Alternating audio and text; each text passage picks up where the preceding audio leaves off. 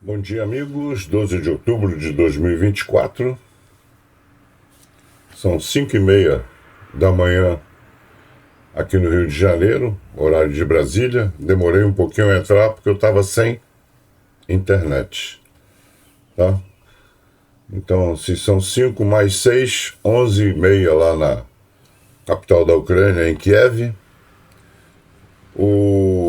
Durante a noite, a Ucrânia atacou um depósito de petróleo de Rovenki, em Luhansk, tá? Mas os bombeiros conseguiram apagar o fogo. Tivemos 28 drones durante a noite, 28 drones do tipo Shahed, 24 foram derrubados pela defesa antiaérea e o Estado-Maior da Ucrânia não informou para onde foram os outros 4. Quanto às baixas russas, continua alta o número de soldados, né? Mostrando que realmente eles não ligam a mínima para o povo. É coisas de ditadura. Ditadura, o ditador faz o que bem entende, e povo é bucha de canhão. Foram 1.290, quase 1.300 soldados, 9 tanques, 27 blindados do tipo transporte de tropa, 59 sistemas de artilharia, um lançador múltiplo de foguetes e 110 UAVs. Eu vi que muita gente ficou triste acreditando na propaganda russa de que eles tinham acertado um Patriot, um sistema Patriot. Eu mostrei como é que a artilharia nossa do Brasil, que é igual a do mundo inteiro, entra em posição. As peças ficam espalhadas no terreno, de maneira que se você acertar uma peça, é triste, a gente perdeu uma peça, mas não perde o sistema de artilharia, não perde a bateria de artilharia, né? No Brasil, a artilharia é grupo, PETS, grupo, bateria e seção. Aquilo que na infantaria, por exemplo, é batalhão, companhia e pelotão. Tá? Nomes diferentes para a mesma coisa. Aí eu não sei por que fazem isso. Isso aí já é histórico. Então, o Patriot, que é um sistema caríssimo, eu fiquei impressionado. Eu posso deixar nos comentários um link para vocês verem como é sofisticado e como é caro o sistema Patriot. Tem um vídeo aí que é especialista em fazer modelagem de dados, então faz as coisas bonitas se mexendo, igual AutoCAD, né? O sistema Patriot, como qualquer sistema, como S400, 300, qualquer sistema desses grandes, ele entra numa área muito grande e espalhado. Então você tem o radar principal, que é o que vai localizar os alvos. Quer dizer, ele gira e identifica tudo que tiver naquele espaço do alcance dele, que vai dar uns 600 quilômetros mais ou menos. Depois você tem a estação de comando, né? Alguém tem que pegar porque o radar apenas diz objeto em tal lugar, ponto. Alguém tem que pegar esse tal lugar, transformar em coordenadas para artilharia, né? Então, a artilharia precisa de uma deriva, que eu já falei, é o deslocamento horizontal, e uma elevação, que é o que vai fazer o bicho chegar naquele alcance. No caso desses lançamentos múltiplos de foguete, no caso do foguete, é um pouco mais sofisticada, porque você também coloca a coordenada do GPS, né? Você coloca as coordenadas do GPS e mais uma série de informações para que você consiga fazer o erro. Sempre existe um erro, né? Todo cálculo matemático tem uma tolerância de erro. E no caso de um lançamento desse caro, você quer fazer que um erro seja igual ou menor do que 1 metro. Imagina, 1 metro é isso. Então, se você acertar dentro de 1 metro, eu não tenho como fugir, ó. Eu morro. Então você precisa, como eu disse, radar, estação de controle e os lançadores. Então, os lançadores são aqueles tubos onde cada tubo tem um míssil ou vários, se for de diâmetro pequeno. Também ficam espalhados, né? Igual é uma bateria de artilharia. Você espalha pelo terreno, de maneira que se o inimigo conseguir localizar um desses componentes, né? Lógico, se ele destrói o radar, vai tirar de operação até que se coloque outro radar, ponto. Se ele atirar na estação de comando, vai matar o comandante da linha de fogo, né? O cara que aperta o botão. E se atacar um dos lançadores, lógico, vai destruir 4 mísseis que, se fossem lançados, iam ser destruídos mesmo, quer dizer, destruídos os mísseis, não os lançadores, que é um caminhão, etc. É um prejuízo grande, porque o Patriot é caro, mas não é destruir o sistema, não. Acertou uma parte do sistema. E no caso da notícia que foi dada pela Rússia, era só propaganda, não acertaram coisa nenhuma, nem... né? Então, deixa eu ver. Desde setembro que a França está formando uma brigada Princesa Anne de Kiev. Anne de Kiev. Então, são 2.300 homens nessa brigada, 2.300 combatentes ucranianos com equipamento francês. Aquele obuseiro que inicia o filme é um famoso Caesar, que tem inclusive projetos especiais que podem lançar granadas até 50, 60 quilômetros de distância. Então, está sendo treinado de uma forma realista numa base francesa que prepara o combatente mesmo com uma formação bem realista, e tomara que eles já cheguem bem preparados mesmo na Ucrânia para chutar o traseiro dos russos. A França realmente está preparando uma brigada, né? A brigada Princesa Ana de Kiev. Anne de Kiev, ou Kiev, sei lá como é que se pronuncia na língua dele, ou língua original. Em português é Kiev. Em, sei lá, se escreve Kiev, e eu não tenho a mínima ideia de como é que se pronuncia, e também não estou interessado. Eu não tenho que falar ucraniano nem russo. Eu tenho que falar a minha língua portuguesa para os meus amigos que entendem português. Isso aqui não é um canal bilíngue, é um canal monolíngue. O que eu ia dizer, gente? Eu fico brincando e aí esqueço o que eu ia dizer. Então a França pegou os ucranianos, né? Uma brigada pode ter 2.000 a 3.000 membros, e está preparando a brigada Princesa Anne de Kiev. Já contei a história, que a princesa era uma princesa ucraniana casada com um rei francês, né? Então, agora o interessante é que todo o equipamento da brigada Princesa Ana de Kiev é todo o equipamento francês, principalmente na artilharia tem aquele Caesar, né? Se escreve Caesar. Caesar.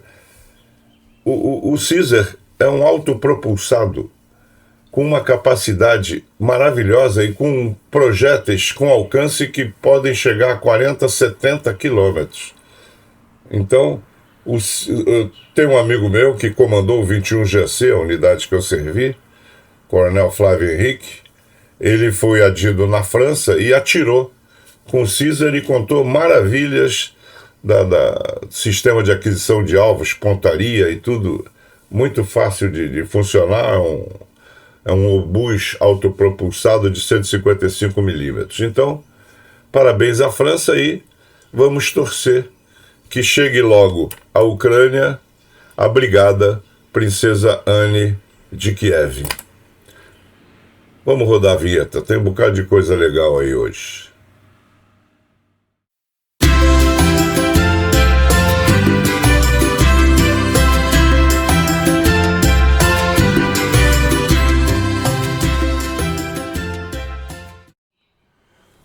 Vejam que coincidências. Eu podia deixar isso lá para os abraços, no final, mas consegui um filme do Coronel Menini, eu posso aproveitar esse gancho e passar para vocês verem. O José Francisco está dizendo: bom dia, comandante, 3º sargento de artilharia de costa, Santa Cruz do Sul, Rio Grande do Sul. E eu respondo: maravilha, também servi na costa de 65 a 70, na primeira do 1º Jacóizeme. Então, encontrei um artilheiro de costa. Não existe mais no Brasil artilheiro de costa. Ela foi extinta em 90, não sei exatamente o ano não, mas foi extinta. Agora, com mísseis, ela não tinha mais razão de existir. Mas, durante uma época, foi quem guardou, imagina, o Brasil com um litoral do tamanho de um bonde, né, gigantesco, mais de 2.000 quilômetros, e precisava de uma artilharia de costa para se defender, principalmente na Segunda Guerra Mundial, que os alemães ameaçaram invadir isso aqui, porque nós fazíamos ponte aérea com a África, né? Os aviões, naquela época, não conseguiam voar dos Estados Unidos para a Europa. Era muita distância. Mas eles conseguiam vir pingando até ali o nosso... aquela parte externa ali do Nordeste, né? Que é a parte mais próxima da África. Eles conseguiam chegar ali, criar uma base em Natal, uma base aérea para fazer essa ponte aérea, e aí levavam de DC-3, levavam combustível, munição, levavam tudo também para a África, né? E depois ia pingando até o TO, até o Teatro de Operações. Então, naquela época, a artilharia de costa defendeu o nosso litoral. Mas peraí, deixa eu procurar que eu tenho outro. Desculpa. Olha esse. Ué, José Francisco? Não pode ser o mesmo. José Francisco, BZ-8MG, José Francisco BG... Ué, ali ele está dizendo que serviu em Santa Cruz do Sul. Só se ele mora em Santa Cruz do Sul, porque ele serviu na mesma unidade que eu, olha lá. Servi na primeira do 1º Jacóizeme, Forte Imbuí, Niterói. E aí eu respondo: em que ano? Eu servi lá em 65 a 70. Os comandantes eram Jaime Correia de Matos, depois veio o Aníbal de Carvalho Coutinho, e quando eu saí estava o Aristóbulo Caldas Neto, o Tobinha. O Coronel Jaime não tenho notícias, mas o Coronel Aníbal faleceu acho que de câncer em Brasília. E o Tobinha, acho que já também estava velho, né? Acho que só sobrou eu. Agora, então vamos ver se eu consigo colocar aqui a novidade. Já que eu encontrei esses colegas, deixa eu ver, já que eu consegui colocar esses... Puxa, que coincidência, o cara serviu, estou perguntando em que ano, né? José Francisco? Não, deixa eu ver se pela foto eu consigo...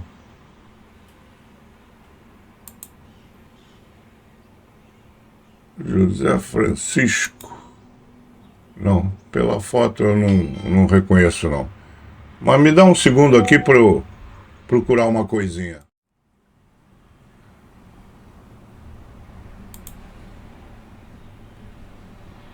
Tá aí. A primeira foto que eu quero mostrar é essa. Ela foi colorida por computador, tá? Porque naquele tempo não existia. Isso aí é 1968. A foto era preta e branca originalmente. Esse magrela de óculos sou eu, segundo tenente novinho. Aqui o sargento Filadelfo. Este grandão é o sargento Borges. E esse aqui deve ser o Israel. Eram meus chefes de peça, né? Na artilharia, você tem um tenente que é o comandante da linha de fogo. Cada canhão, ou aí no caso é canhão mesmo, é canhão de artilharia de costa, não é obus não. É um canhão que ia fazer um tiro terrestre de Rio Bonito a Araruama. Mas cada canhão ou cada obus tem um sargento chefe de peça. Então eu ali estou reunido com meus sargentos chefe de peça, tá faltando um, porque é uma bateria 4 peças, não sei onde é que está o quarto. De repente o quarto está tirando a foto, né? Então eu estou dando instrução para os sargentos, porque eles passaram a vida inteira aprendendo a dar tiro de costa, ou seja, com a luneta do canhão, o cara ia acompanhando o navio, atirando no navio, aí é moleza. Mas o general Montanha mandou que se fizesse um tiro terrestre para mostrar a qualidade. Aí foi complicado, pegar um sargento que há mais de 10, 20 anos estava acostumado a fazer uma coisa, eu tive que ensinar a fazer outra. O tiro de campanha, como já o pessoal do canal já notou, é bem diferente, porque você não vê o alvo, então um observador avançado vai passar o azimuth, quer dizer, vai passar a direção do alvo e a distância para uma central de tiro.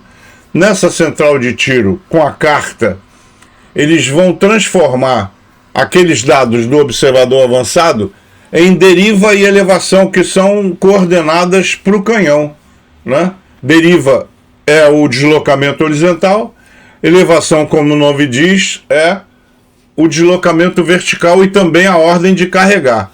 É passado deriva 3200, aí o cara da esquerda, né, o cabo apontador, cala a bolha em direção a uma baliza que está atrás onde ele apontou antes. Então o canhão está apontado para a direção de tiro com aquela deriva que deram. Aí vem a ordem pelo rádio ou pelo telefone: elevação tal.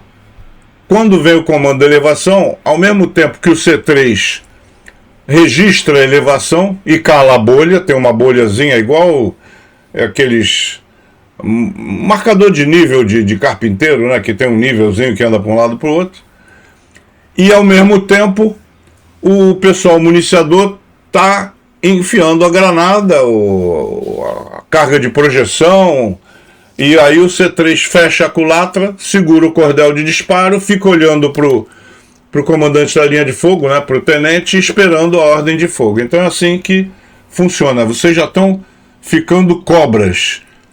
Eu tenho mais um, deixa eu ver se eu tenho, aguenta mais um segundo, por favor. Achei. Então, aí o meu canhão, é um canhão Vickers Armstrong inglês de 6 polegadas, dá 152,4 milímetros. Esse tenentezinho magrela sou eu, e nós estamos na beira do mar, tá vendo? Esse é o tiro padrão da artilharia de costa. Não dá para ver, mas o canhão está em cima de um cone e num setor de 360 graus. Dá para vendo aqui atrás que ele está num trilho? Isso é um setor de 360 graus. Então eu achava um canhão maravilhoso, tá vendo? Tá com a culatra aberta.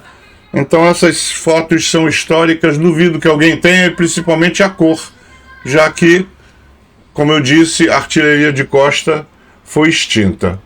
Ainda tenho mais um presente. Deixa eu ver se eu consigo botar na tela. Ah, consegui. Eu ontem conversei por WhatsApp com o Coronel Menini, que é o comandante do 21º Grupo de Artilharia de Campanha, 21 GAC. Por acaso, o 21 GAC está no mesmo quartel onde eu servi quando era a primeira do 1º Jacóis M, né? Então, é tal história. Ele assumiu o patrimônio e a história. Eu me considero hoje como membro do 21 GAC. E aí estava conversando com o Coronel Menini, porque ele vai ser agraciado com uma medalha nossa no dia do oficial R2, né, em 9 de novembro. O dia é 4 de novembro, mas o quartel lá vai comemorar no dia 9, então no dia 9 ele vai receber a medalha reserva ativa. Active Reservation. Reservatio é latim. Então, ele falou: mergulhão, você sabe onde é que eu tô? Aí me mandou esse filme. Ele tá num campo lá da AMAN, Academia Militar das Agulhas Negras, com a unidade dele, né? Um grupo tem 3 baterias, 2 baterias de tiro, a 4 peças cada uma, e uma bateria de comando de serviço. Então, vocês vão ver aí o tiro real de uma bateria de 155 milímetros do grupo Monte Bastione, um grupo que foi herói da Segunda Guerra Mundial, um grupo muito laureado Deixa eu ligar o filme. Prestem atenção que vocês vão ver os obuses. Né? Aí é obuseiro, não é canhão. Mostrei canhão meu antes. Aí é o obus da artilharia de campanha. E você observa que eles não ficam em linha, eles ficam espalhados no campo.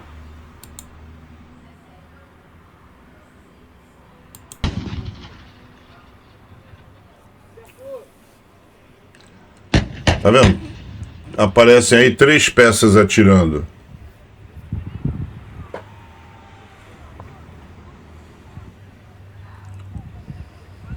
Tem uma 4ª peça lá à direita, não sei por que ela não atirou, mas tudo bem. É para vocês verem como é um tiro real de artilharia. Ah, não, tem outra bateria aí, ele tá com todas, tá com o grupo todo, tá vendo? Uma bateria atirou aqui à esquerda, tem outra bateria mais adiante. Então, todas as baterias estão atirando. Que bacana, um tiro de grupo. Então, 21 GAC, Grupo Monte Bastione, tá aí. Isso aí vocês podem mostrar para os seus amigos, que eu duvido que alguém tenha um filme como esse. Ele está numa posição bastante, né? A posição elevada, quer dizer, ele tem uma visão do centro de bateria muito boa. Ficou, ó, atirou novamente. Agora atirou o centro, quer dizer, as 2 peças do centro. Deve estar fazendo uma regulação. Atira, aí o observador avançado vê onde é que cai, aí puxa, não, puxa para a direita, para a esquerda, para longe ou para perto, até enquadrar o alvo. Quando enquadrar o alvo, aí vai uma festa. Todo mundo atira ao mesmo tempo até destruir o alvo completamente. O Kulibin russo, e Kulibin deve ser algum adjetivo, como orc, né? Que o ucraniano chama os russos, decidiu usar uma faca para desmontar a bateria de um drone FPV ucraniano não detonado, porque precisava de baterias para máquina de cortar cabelo.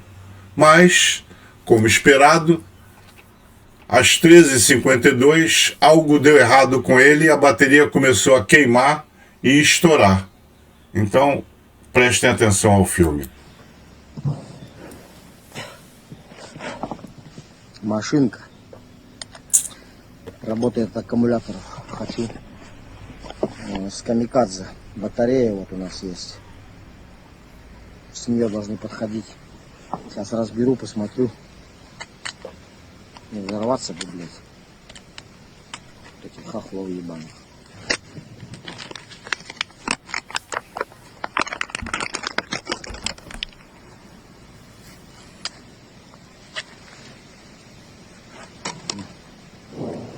Это все аккумулятор.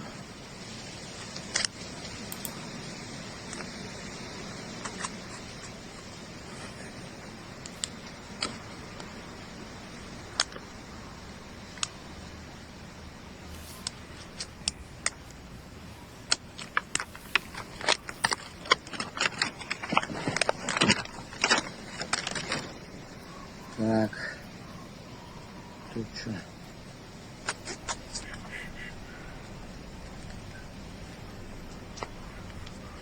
Здесь какой скотч отлип? Вот этот.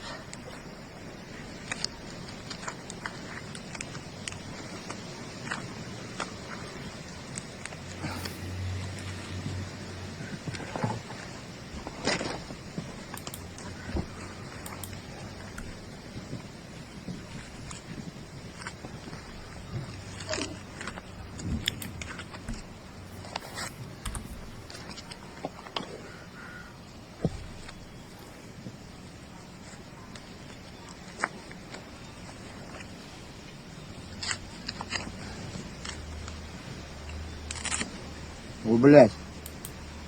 Сука, ножик припаял, ёбаный рот. Значит, ток есть.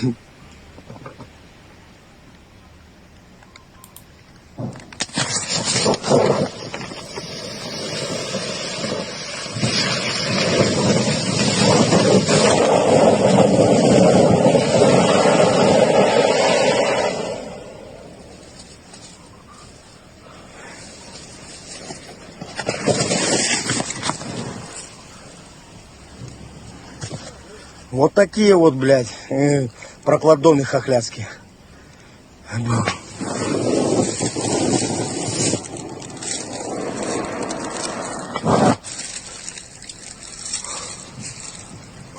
Тихо, не выходи! Не выходить! Пиздец.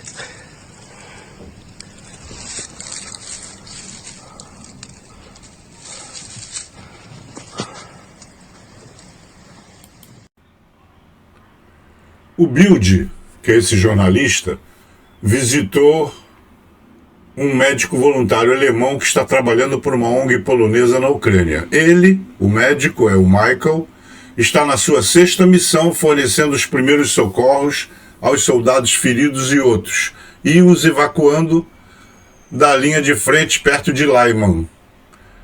E o Bild vai conseguir uma tradução aí desse relatório. Vamos ouvir. Michael ist Sanitäter in Deutschland und wir wollen jetzt erfahren, was er hier macht, warum er hier natürlich auch ist und wie sein Alltag hier als Rettungssanitäter und als sogenannter First Responder, also als Ersthelfer an der Front aussieht. Kannst du uns vielleicht erst einmal sagen, warum hast du dich entschieden, und zwar jetzt schon zum 6. Mal, freiwillig hier in der Ukraine zu helfen und in diesem Krieg die Verwundeten von der Front zu evakuieren? Ja, tatsächlich ist es eine der, glaube ich, meistgestellten Fragen, die ich immer bekomme, auch im Freundeskreis, sowie auch von welchen, die mich dann mal sehen oder auch hier treffen. Mich hat dazu bewegt, erstmal habe ich 2 Bekannte von mir aufgenommen aus Kiew, als der sogenannte Full-Scale-War dann damals leider halt losging, habe mich dementsprechend auch dann mehr damit beschäftigt.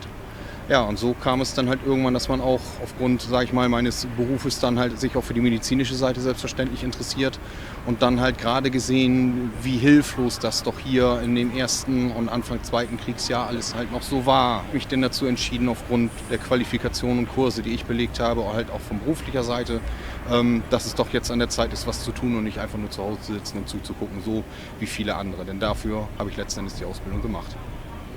Michael, wir stehen hier sozusagen vor deinem Einsatzfahrzeug, auch wenn es erstmal von weitem ja für den Laien aussieht wie ein militärisches Fahrzeug, aber es ist ein medizinisches Fahrzeug. Vielleicht kannst du uns erstmal von außen zeigen, was wir hier alles sehen.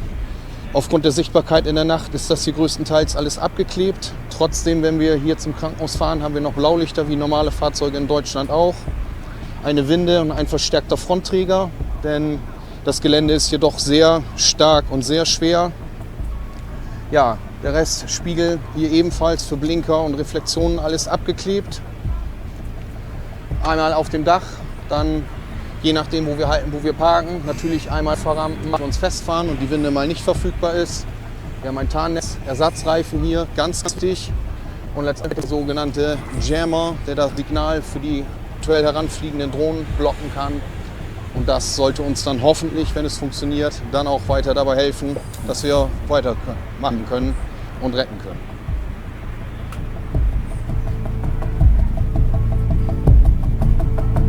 Also von außen hat das Fahrzeug eine ganze Menge Sicherheitsvorkehrungen natürlich schützen sollen, die ihr als Ersthelfer vor Ort seid.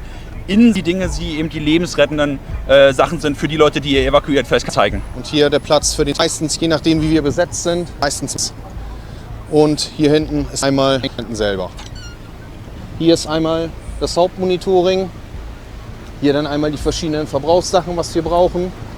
Hier haben wir nochmal die Beleuchtung und haben nochmal die Möglichkeit, aufgrund der Lichtverhältnisse zu unserer eigenen Sicherheit nochmal die Blinker und die Rückleuchten abzuschalten.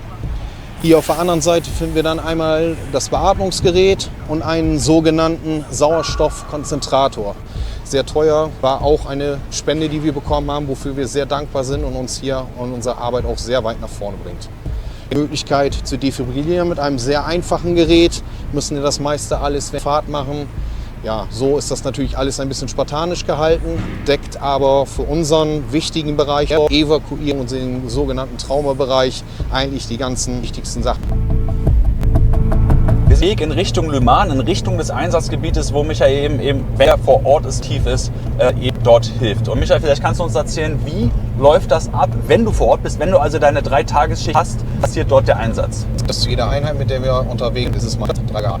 So, für die Zeit, die wir dann im Einsatz sind, kommen wir natürlich erstmal an. Es ist ja ein anderes Team. Ja, wir legen dann natürlich so komplette, bestmöglich so weit auch geht.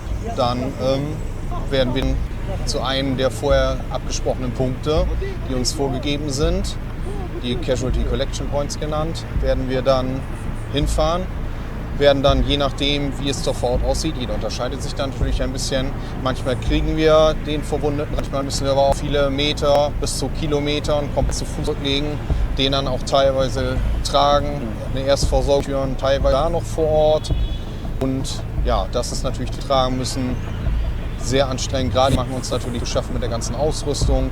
Dann wird die Erstversorgung durchgeführt. Das haben wir dann größtenteils in unseren Rucksäcken und tragen das persönlich an uns in unserer Bekleidung und Schutzausrüstung. Ja, und dann wird der Patient transportfertig gemacht und dann wird er aus der Gefahrenzone rausgebracht. Das kann mit einem gepanzerten Fahrzeug sein, das kann mit unserem Fahrzeug sein, das kann zu Fuß sein. Das kann immer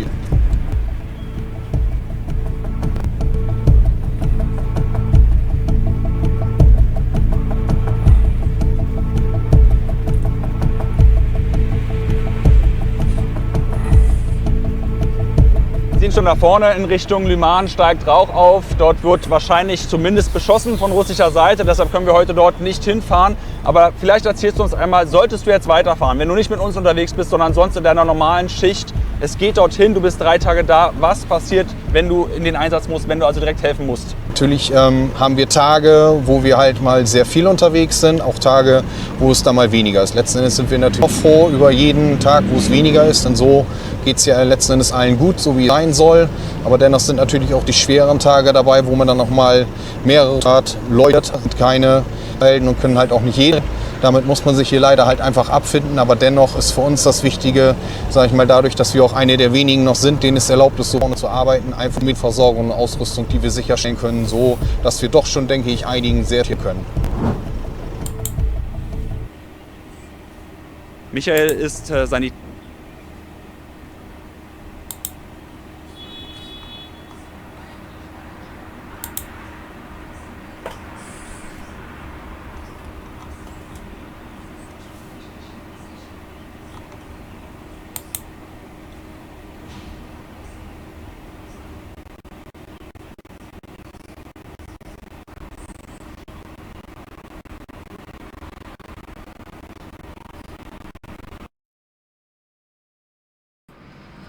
Aqui vemos Zelensky chegando no Vaticano para se encontrar com o Papa.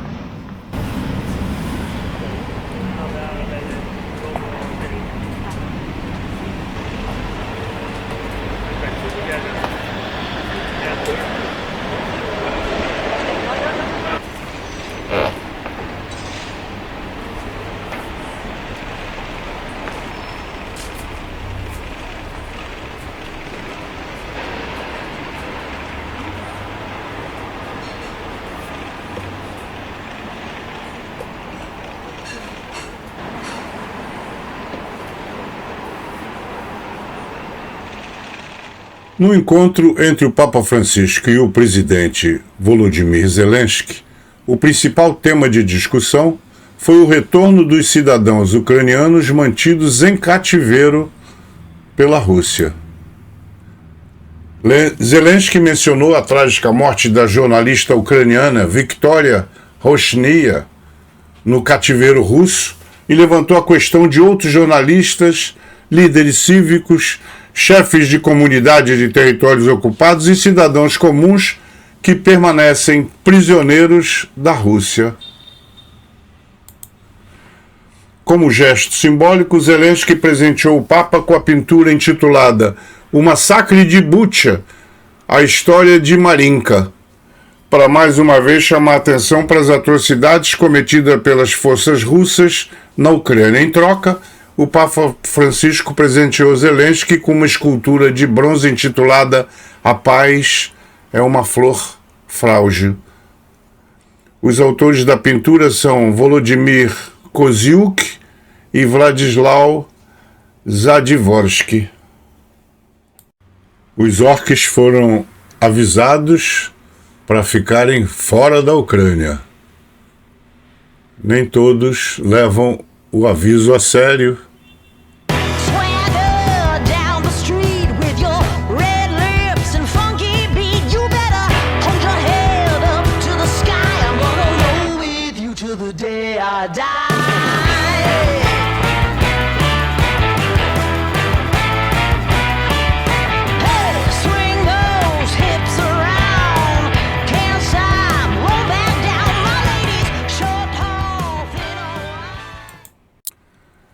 Me perguntaram como é que, com tantas sanções, a Rússia ainda continua fazendo essas coisas todas que faz, essas maldades.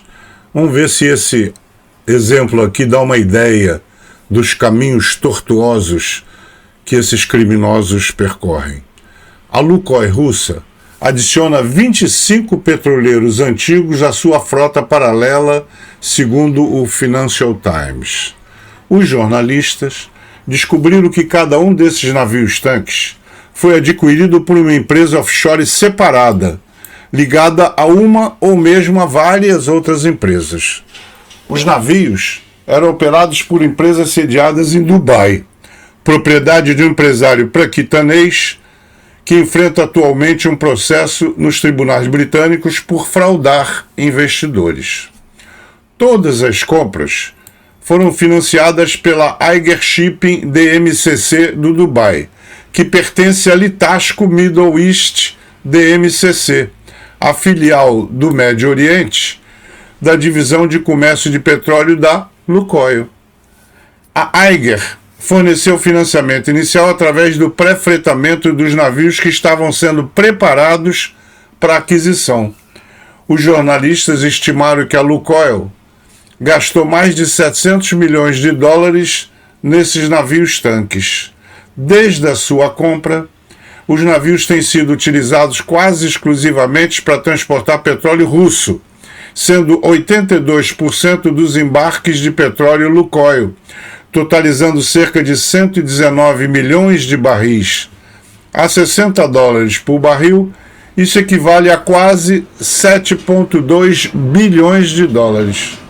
Uma figura-chave nesse esquema foi o contabilista britânico John Ormerod. Sua empresa, Ormerod Allen & Co., fornece serviços financeiros para a indústria naval desde 1990. No total, a frota paralela da Rússia consiste em mais de 400 petroleiros. Apesar dos esforços crescentes dos países ocidentais para atingir navios individuais através de sanções, as empresas petrolíferas se protegem através de tantas empresas de fachada que é extremamente difícil provar a sua ligação com a Rússia. Imagens mostram a destruição de um tanque russo T-72B3M pelo Batalhão de Sistemas Aéreos Não Tripulados Vidar, da 60ª Brigada Mecanizada Separada, em colaboração com a 63ª Brigada Mecanizada Separada. A explosão foi tão poderosa que a torre foi lançada a 76 metros de altura. O ataque ocorreu a leste da vila de Torsk, no Oblast de Donetsk, marcando um golpe devastador para as forças blindadas russas na área. Outro ângulo da mesma coisa, do mesmo T-72.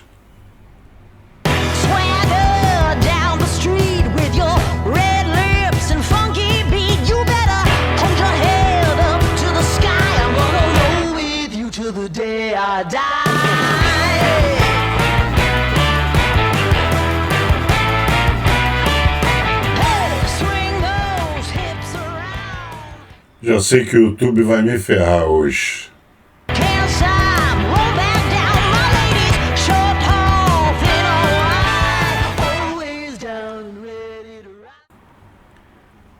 Ucrânia reforça tanques Abrams contra drones e mísseis. A 47ª Brigada Mecanizada da Ucrânia atualizou seus tanques M1 Abrams restantes com blindagem adicional e sistema antidrone, como visto em um vídeo de 7 de outubro. Após 15 meses de combate intenso, a brigada reforçou os tanques com blindagem reativa de fabricação americana nas laterais, blindagem de fabricação ucraniana nas torres e bloqueadores de drones. Essas modificações visam combater mísseis antitanque e drones explosivos, duas ameaças principais no campo de batalha. A armadura reativa explode para desviar ogivas de mísseis, enquanto que bloqueadores e a armadura de gaiola ajudam a neutralizar os ataques de drones. Essas atualizações são cruciais para preservar o número limitado de tanques Abrams da Ucrânia. Muito bem. Hoje é sábado e eu tenho que dar uma treino. Vou até a Vila Militar treinar tiro, porque na outra semana tem uma competição estadual. É a última competição estadual. Aliás, fiquei de mostrar para vocês a medalha que eu conquistei na última competição nacional, aquela de saque rápido tático. Mergulhinha tá ocupada. Se ela não estivesse ocupada, eu pedia para ela trazer aqui, porque eu sou preguiçoso demais para levantar. É longe. Eu vou para os abraços. Mas engraçado, antes dos abraços, teve um jovem, José Francisco.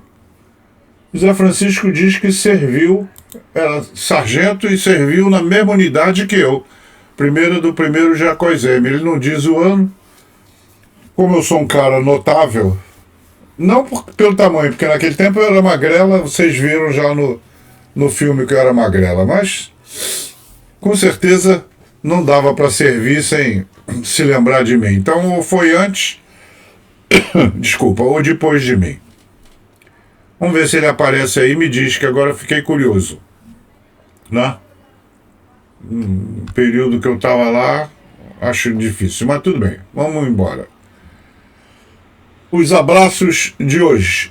Adalberto de Azumino, no Japão. Esse aí já ficou freguês, tá todo dia.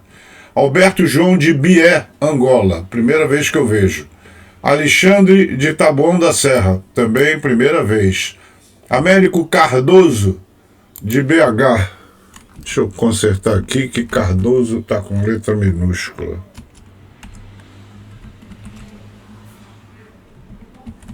Eu tô lendo, tá pensando que eu sei isso tudo de cor, sou maluco? André do Reino Unido, Antônio Borges de Portugal, Antônio José de Dumont, São Paulo, Antônio Machado de Portugal, Antônio Presley de Angola, Antônio Raimundo de Maceió, Alagoas, Antônio Ramin de Moçambique, Antônio Salt de Matambo, Moçambique, Arthur Dias de Lisboa, Augusto Carlos de Moçambique, Beto de São Carlos, São Paulo, Cândido Canda de Luanda, Angola, Celso de Itaguaí, aqui no Rio de Janeiro, Daniel Barbosa de Coxim, Mato Grosso do Sul, Daniel Boa Sorte de São Paulo, São Paulo. Poxa, eu que estou precisando de sorte um pouquinho. Edmar Ferreira de Bicuitinga, Ceará, Edmar Nobre de Canoas, Rio Grande do Sul, Elias Fernandes de Governador Valadares, Minas Gerais, Heraldo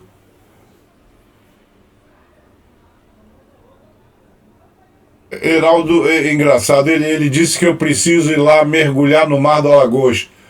Saiba que eu, ali na Ponta Verde, na Pajuçara, eu era freguês. Não só mergulhava no mar, né? Como comia muito camarão, chiclete de camarão ali na Pajuçara, é uma delícia. Evaldo Mancha de São Paulo, Francisco Fernandes de Lisboa, Portugal, Francisco Vargas de Almada, Portugal, Gica de Malange, de Luanda, Angola, é Gica Ambrósio. Gildo Assis de Luanda, Angola, Hermes Teixeira do Piauí, Jaime Neves de Barcelos, Portugal, Jair de BH, Minas Gerais, Jefferson de Vitória, no Espírito Santo, João Alvoeiro de Alenquer, Portugal, é outro também assíduo aqui do canal, rimou. João Francisco de Floripa, Santa Catarina, João Monteiro de Mossoró, Rio Grande do Norte, João Ramalho de Santarém, Portugal. Temos uma cidade no Pará com esse mesmo nome. Joaquim Silva de Barcelos, Portugal, Jorge Correia de Bruxelas, na Bélgica, Jorge Furtado da Ilha dos Açores, Jorge Simões de Torres Novas, Portugal. Esse aí usou arame de tropeço com aquelas granadas de mão. Também usei, amigo. E sabe o que eu usava como arame?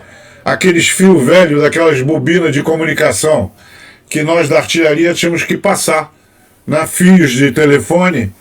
E ele era excelente porque ele era escuro, arame de tropeço, o cara não via, tropeçava, mas ali, nesse caso, funciona, porque a tua história tem uma coluna ou um grupo de pessoas andando, a granada com estilhaço vai pegar todos eles. Não funciona no caso do filme, né? Que o cara pegou, saiu correndo e quando a granada explodiu 6 segundos depois ele já estava longe. Zé Antônio de Portugal, Zé Aparecido de Araújo, Natal, Rio Grande do Norte, Zé Carlos Vieira de Cachoeira do Sul, Rio Grande do Sul, José Chaves de Pirassununga, São Paulo, Zé Francisco de Santa Cruz do Sul, no Rio Grande do Sul, foi o que disse que serviu no Forte Imbuí, mesmo que eu.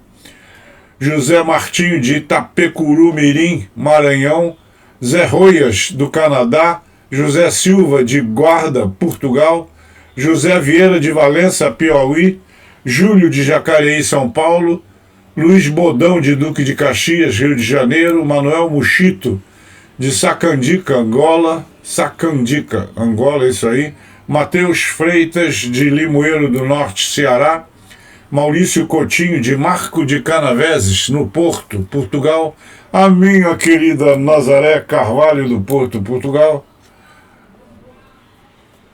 Deixa pra lá, eu ia cantar de novo Coimbra, mas ela já sabe, disse que é da Amália Rodrigues. Nelson Pinheiro Júnior de Caxias de Itapimirim, Espírito Santo, Neto Congo de Uíge, Angola, Padaria do Miguelão, Porto União, Santa Catarina, Paulo Jorge, da 12ª Companhia de Polícia do Exército de Manaus, Amazonas, Rafael Matias, do Recife, Pernambuco, Ramos de Teresina, Piauí, tá sempre QAP, QSL, fui radioamador, pai PY1, Alfa Victor Zulu.